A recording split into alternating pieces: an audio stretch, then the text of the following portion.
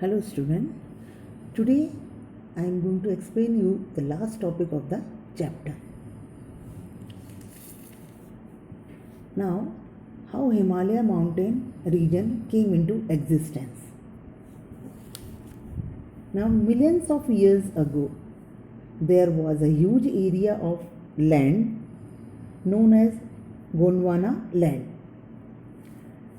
The present day India, South America, Africa, Australia and Antarctica were all a part of Gondwana land.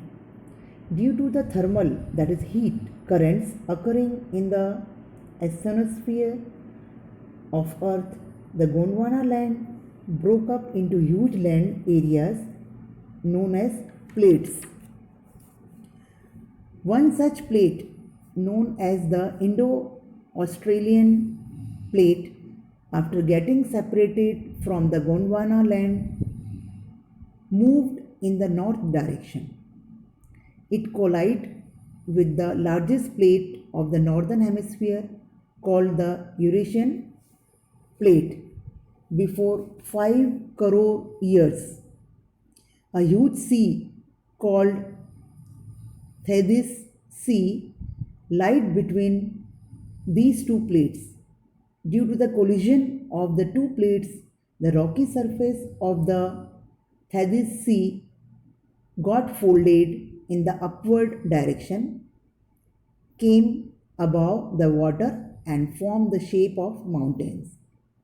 This is how the mountain range of Central Asia, which even includes the Himalayas, came into existence.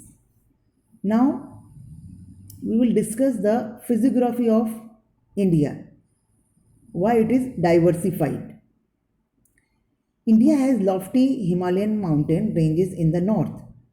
Many plateaus, summits, and passes are also seen within them. India has several rivers: Ganga, Yamuna, Brahmaputra, Narmada, Godavari, Krishna, etc. are some of the largest of them.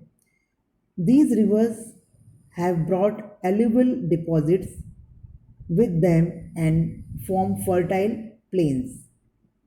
India also has a very long coastline. Moreover, India is a peninsula. Arabian Sea lies to the west of India, Bay of Bengal to the east, and Indian Ocean to the south. Western Ghats are separate near the west coastline and Eastern Ghat on the east coastline. India also has islands of Lakshadweep and Andaman Nicobar. Thus, India has a very large and diversified physiography. Now, student, I hope you have understood this chapter. So, you have to complete the textual exercise in your CW as well as you have to complete the workbook also. Okay, thank you.